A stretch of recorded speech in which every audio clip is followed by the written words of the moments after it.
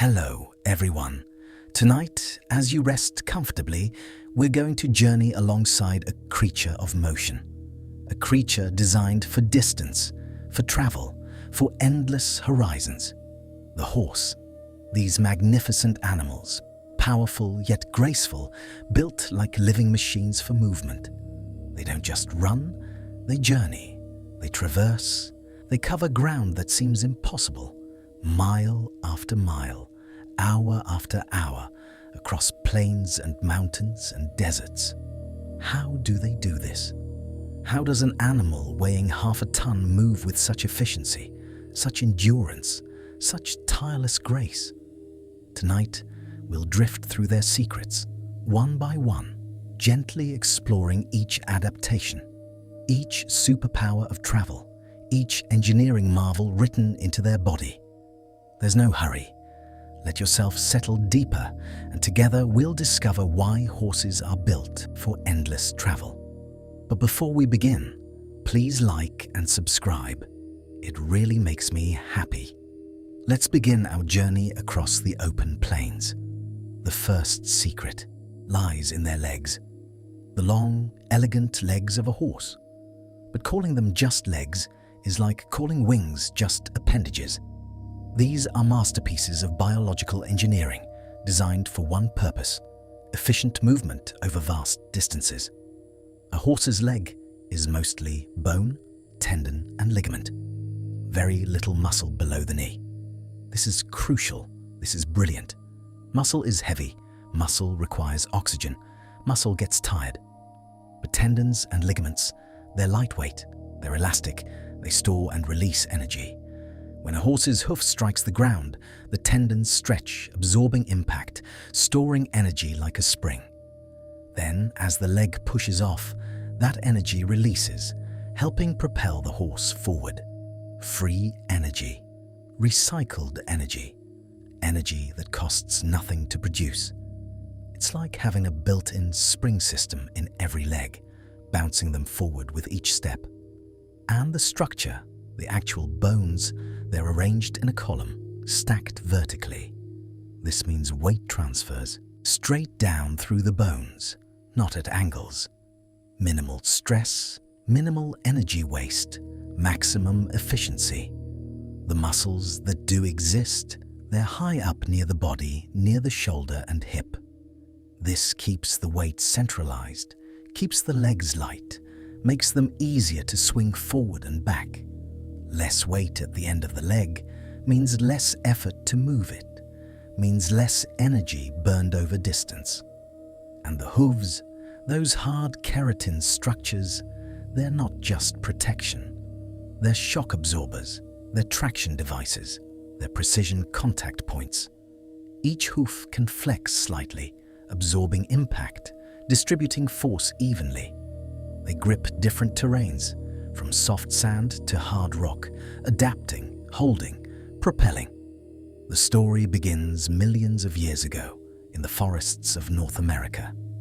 The earliest horse ancestors, creatures called Eohippus, they were small, dog-sized, with multiple toes. They lived in forests, browsing on leaves, hiding in undergrowth, moving short distances. But the climate changed. Forests gave way to grasslands, trees became scarce, and horses faced a choice: adapt or die. The grasslands meant open spaces, few hiding places, predators that could see for miles. Survival meant one thing: speed, endurance, the ability to outrun danger over long distances. Horses who could run faster, run longer, they survived, they reproduced, they passed on their traits. Generation after generation, over millions of years, the changes accumulated. Multiple toes fused into a single hoof. Better for running on the hard ground. More efficient. Faster. Legs lengthened. Longer legs mean longer strides. Longer strides mean more ground covered per step. Muscles moved higher up the leg. Tendons became more elastic. The spring system refined. Bodies became larger, more powerful, able to sustain speed for longer. Each change small, but over millions of years they added up. Until we arrived at the modern horse, perfectly designed for endless travel across open terrain. Built by evolution, refined by survival, perfected by the demands of the grassland. We humans, we're not built for this kind of travel. We're decent walkers, yes. We have our own endurance advantages for slow, steady movement. But for covering serious distance at speed, we're hopeless. Our legs are short relative to our body. Our stride is limited. We have no spring system. Running is expensive for us. We burn massive amounts of energy. We overheat quickly. A human can run maybe 10, 20 miles before complete exhaustion. A horse can travel 50, 60, even 100 miles in a day and do it again the next day. We created vehicles to match what horses do naturally. Cars, bicycles, trains. We needed technology to achieve what they were born with. And even now, in endurance competitions, horses can outperform many of our machines in certain conditions. Crossing rough terrain, managing varied ground, maintaining pace for hours, they excel. They do it with grace, with efficiency, with an ease that seems almost casual, while we would be gasping, exhausted, broken. Picture a wide prairie, grass rolling to the horizon, dawn lights spreading across the land. A wild Mustang named Runner stands alert, scanning the distance. In the far distance, something moves. A predator, a threat. Runner doesn't panic. She simply begins to move. A trot at first, smooth and rhythmic. Her legs swing like pendulums, effortless, mechanical. The predator gives chase. Runner shifts to a canter, then a gallop. Her hooves strike the ground. Tendons stretch, absorb, release. Spring, spring, spring. Energy recycling with every stride. Her body designed for this, built for this. She runs not in panic, but in confidence. This is what she does. This is what she is. Mile after mile, her breathing steady, her pace consistent, her movement fluid. The predator, heavier, less efficient, begins to slow, begins to tire. But Runner, she could do this for hours. She could do this all day. Because every part of her, from hoof to hip, is designed for endless travel. After 10 miles, the predator gives up, exhausted, defeated.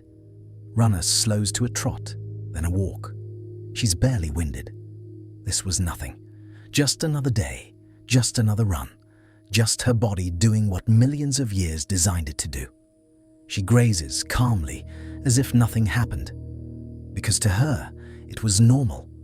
Just movement, just distance, just what horses do. There's something beautiful about perfect design, about bodies shaped for a purpose. The horse doesn't know it's a marvel of engineering. It just exists. It just moves. And in that movement, there's a kind of poetry, a grace that comes from pure function. No wasted motion, no unnecessary effort, just efficient, beautiful travel.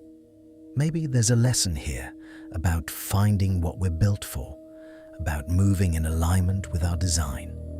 When things feel effortless, when they flow naturally, maybe that's because we're doing what we're meant to do. The horse doesn't struggle with running. It's natural, it's right, it's home. Maybe we all have our version of this, our own form of endless travel, our own natural movement. Now, let's talk about something equally remarkable: the respiratory system. A horse's lungs are enormous, massive, taking up much of their chest cavity. They need to be. Running requires oxygen. Distance requires breath. And horses have evolved a breathing system that's synchronized perfectly with their movement. When a horse gallops, something extraordinary happens. Their breathing locks into rhythm with their stride. One breath per stride, perfectly timed. As their front legs hit the ground, their chest compresses, Air is forced out. Exhale. As they extend forward, their chest expands. Air rushes in. Inhale. It's called locomotory respiratory coupling, and it's automatic, efficient, brilliant. They don't think about breathing while running. They don't have to. The movement itself breathes them. And their nostrils are large, wide, capable of massive airflow. Horses can only breathe through their nose, not their mouth. This seems like a limitation, but it's actually an advantage. The nasal passages warm and filter the air, protect the lungs, maintain efficiency. And because the passages are so large, they can move enormous volumes of air, enough to support hours of sustained movement. Their heart is equally impressive. Large, powerful, efficient. A horse's heart can weigh 10 pounds or more. It pumps massive amounts of blood with each beat. And their blood, it has a secret weapon, the spleen. The horse's spleen stores concentrated red blood cells, cells that carry oxygen. When the horse begins to exercise, the spleen contracts, releasing these cells into the bloodstream. Instant boost in oxygen carrying capacity. Instant performance enhancement. Like a built-in doping system, completely natural, perfectly legal, because it's just biology. This respiratory system evolved alongside the leg adaptations. Fast legs mean nothing if you can't breathe, if your muscles can't get oxygen. Horses who could run far but couldn't sustain oxygen delivery, they failed. They couldn't escape predators. Horses who could breathe efficiently, who could couple their breathing to their stride, they survived. Over millions of years, the two systems evolved together, refined together, perfected together, until breathing became movement, and movement became breathing, inseparable, unified, one. We humans, our breathing doesn't sync with our running, not automatically. We have to think about it, practice it, train it. Even then, we break rhythm, we gasp, we struggle to coordinate breath and stride. Our lung capacity is good for our size, but nothing compared to a horse. We can't sustain high oxygen delivery for hours. We fatigue, we slow down. A trained human runner can maintain pace for maybe an hour, 2 if exceptional. A horse can maintain traveling pace for 8, 10, 12 hours. Because their whole system, lungs, heart, blood, spleen, it's all designed for endurance. We admire human marathon runners, and rightly so. What they achieve is impressive. But a horse is built to do what seems impossible to us, naturally, easily. Imagine runner again, now mid-gallop, crossing open grassland. Her nostrils flare wide, pulling in massive gulps of air. Front legs strike, chest compresses. Exhale. Push off, chest expands, inhale. Over and over, perfectly timed, automatic, effortless. Her heart pounds, 150 beats per minute. 200, pushing blood, pushing oxygen. Her spleen contracts, releasing its reserve of red blood cells, flooding her system with oxygen carriers. Every muscle fed, every cell supplied, every system working in perfect harmony. She isn't thinking about any of this. She's just running, just being, and her body handles everything else. The breathing, the circulation, the oxygen delivery, all automatic, all perfectly calibrated, all refined by millions of years. Mile 5, mile 10, mile 15. Her pace doesn't slow. Her breathing stays rhythmic, because this is what she's built for. This is what horses do. Not struggling, not suffering, just traveling. Just moving through space with grace and power. Eventually, she slows, not from exhaustion, but because the danger has passed. She walks, breathing easily, recovering quickly. Within minutes, her heart rate drops back to normal. Ready to go again if needed. Ready to travel again. Always ready. Because endless travel isn't just what she does, it's what she is. There's wonder in systems that work this well, in biology this refined. The horse doesn't marvel at its own breathing. It just breathes and runs and lives. But we can marvel. We can appreciate the engineering, the evolution, the perfection. And maybe we can think about our own systems, the things we do well, naturally, the ways our bodies and minds work in harmony when we're doing what we're meant for, when everything clicks, when breathing and movement and thought align. We're like the horse, not struggling, just being, just doing, just flowing. Now let's explore something fascinating: the digestive system and energy management. Horses are grazers. They eat grass, hay, plants, food that's relatively low in calories. This seems like a problem. How do you fuel endless travel on low-quality food? The answer: you eat constantly and you digest efficiently.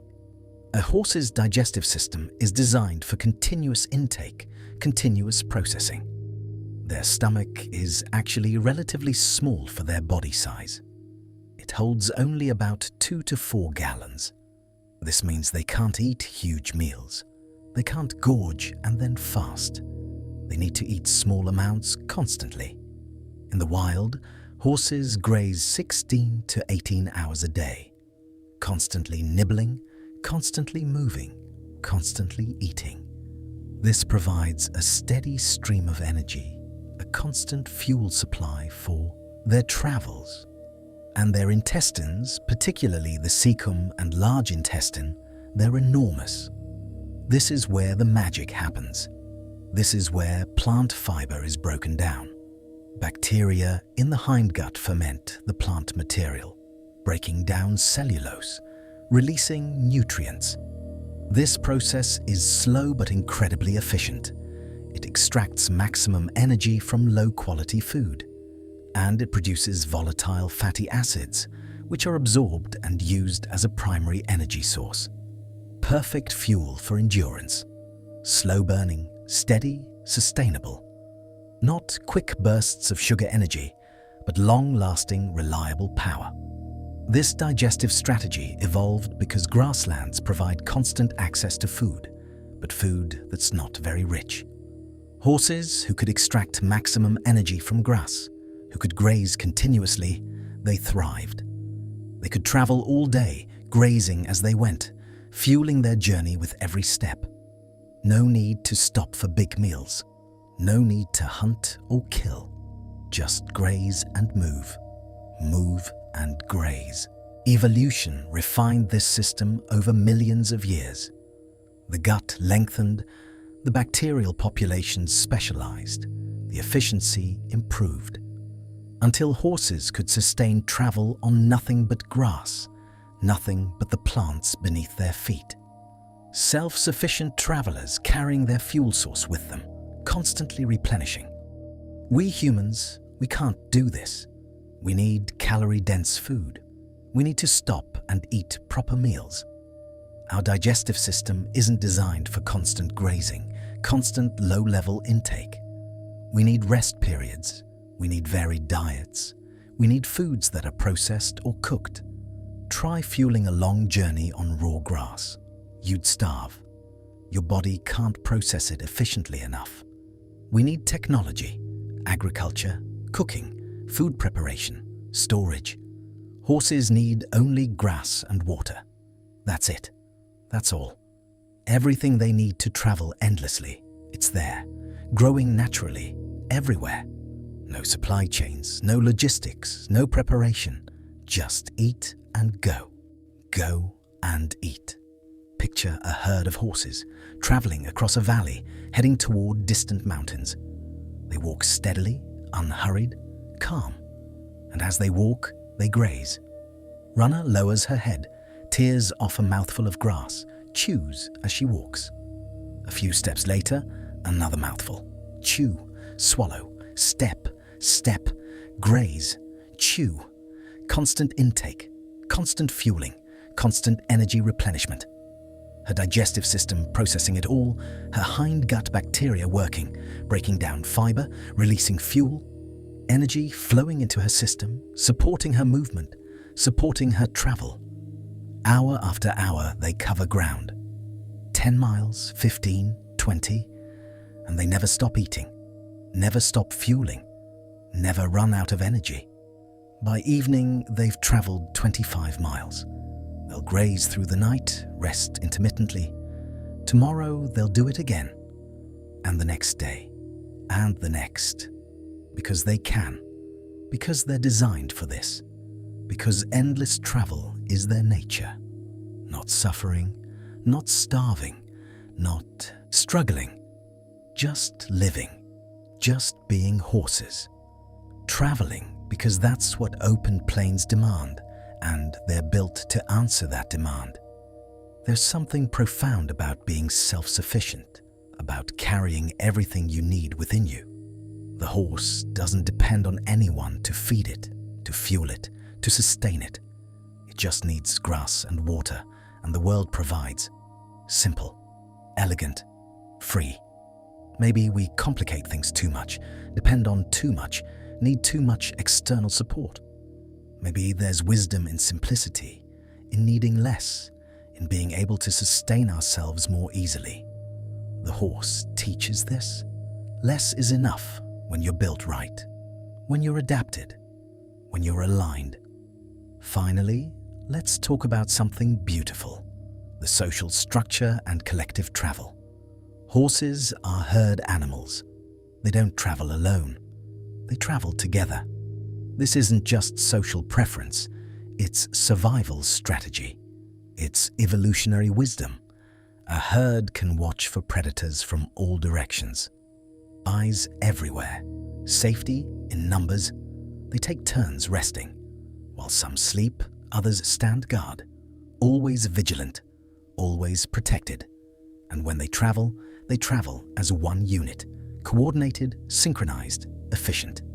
The herd has a leader, usually an older mare. She knows the routes, the water sources, the safe paths. She leads, and the others follow. Not from dominance, but from trust, from experience, from wisdom. Young horses learn the routes by following, by watching, by remembering. The knowledge passes down through generations. Trails remembered, dangers noted, water sources memorized. The herd becomes a collective intelligence, a shared memory, a traveling library of survival knowledge. And when they move, they pace themselves together. Not too fast, not too slow. Sustainable speed. The strong don't race ahead. They match the pace of the young, the old, the vulnerable. Because survival isn't about individual speed.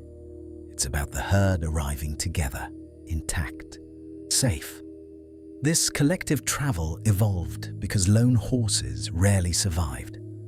Isolated, they were vulnerable to predators, to getting lost, to missing water sources.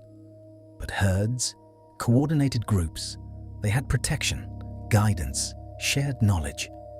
Horses who bonded to herds, who followed leaders, who matched group pace, they survived more often. And the behavior became instinctive, became social, became fundamental to horse nature. Now, horses are uncomfortable alone. They're herd animals to their core. They need companionship, presence, the feeling of moving together. We humans, we sometimes idealize the lone traveler, the solitary wanderer. But horses teach a different lesson. The traveling together is stronger, safer, more sustainable. That collective wisdom exceeds individual knowledge. That synchronized movement conserves energy. We've learned from horses. Our own migrations, our caravans, our group journeys. We're more successful together. We share burdens, share knowledge, share protection. The horse knew this millions of years before we did. Picture the herd at sunset, traveling toward a distant water source. The lead mare, an older horse named Sage, walks steadily at the front. She's made this journey dozens of times. She knows every landmark, every turn. Behind her, the herd follows. Runner is there, among them, matching pace. The young foal stays close to its mother, learning the route, remembering. An older stallion brings up the rear, watching for threats, protecting the group. They move as one organism, flowing across the landscape, synchronized, harmonious. No rushing, no panic, just steady, sustainable travel. 20 horses, but one movement, one purpose, one journey. As darkness falls, they reach the water. They drink together, rest together. Safe because they're together. Successful because they traveled as one. Tomorrow they'll move again. Always moving, always traveling, always together. Because this is what horses do. This is what herds do. This is what millions of years taught them. Not independence, but interdependence. Not isolation, but connection.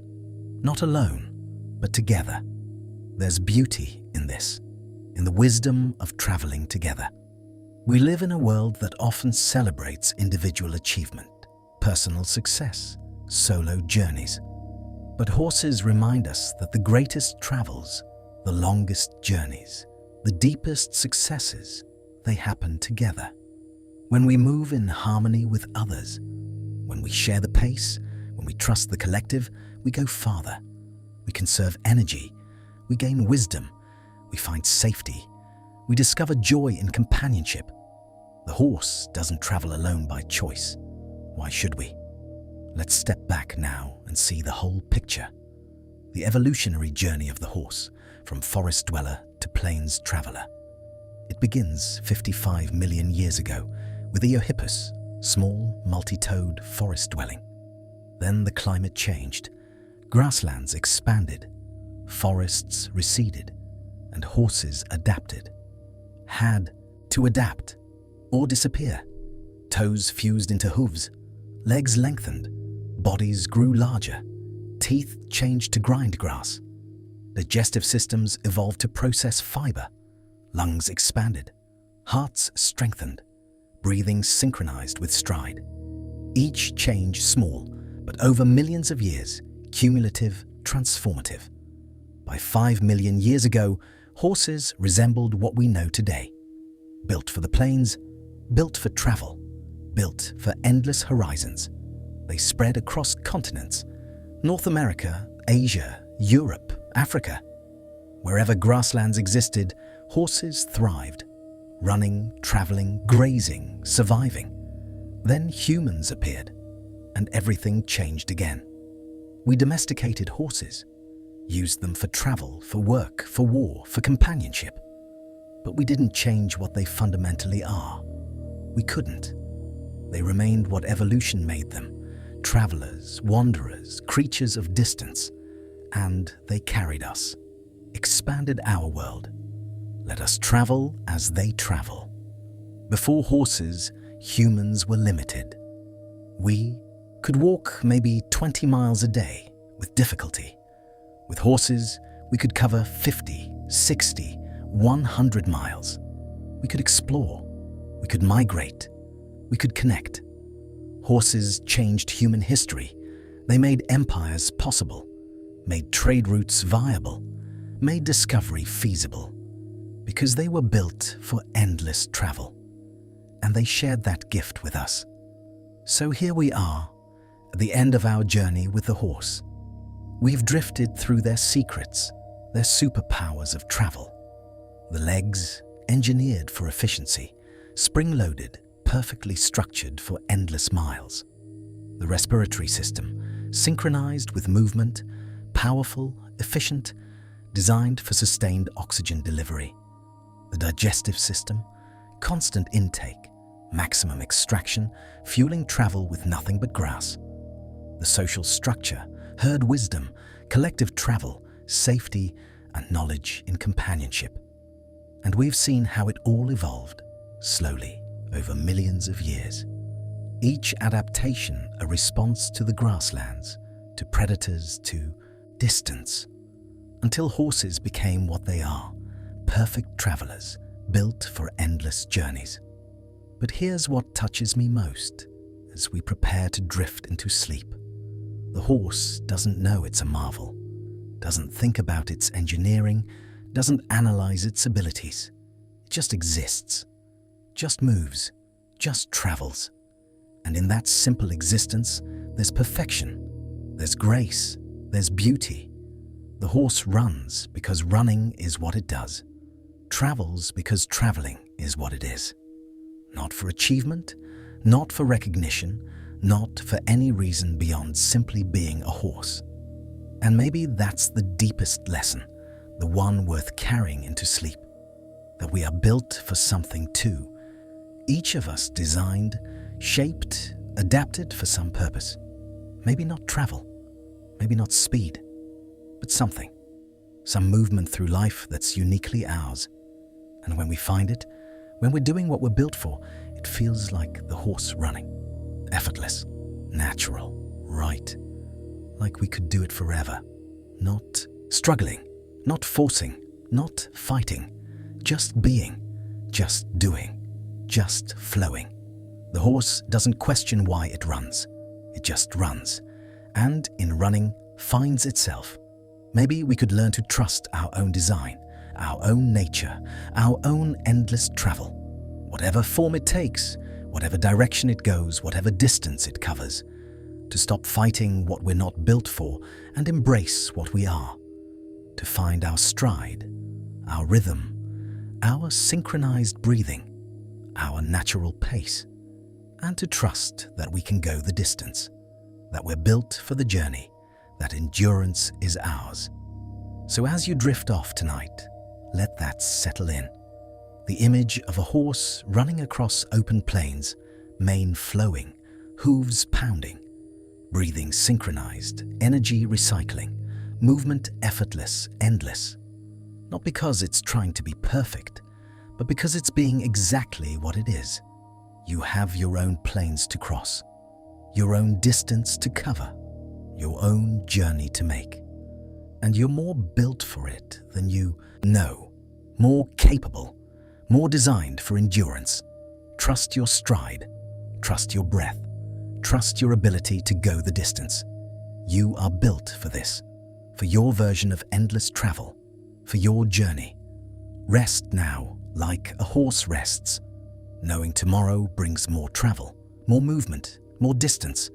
But tonight, just rest, confident, capable, built for the journey ahead. Let the rhythm of hoofbeats echo in your mind, steady, reliable, endless. The sound of movement, of travel, of going the distance. You can do this. You are built for this. You are enough for your journey. Sleep now, peaceful, strong, ready. Like a horse in the quiet night, resting before tomorrow's travel, building strength for tomorrow's miles. Everything is well. Everything is exactly as it should be. Good night.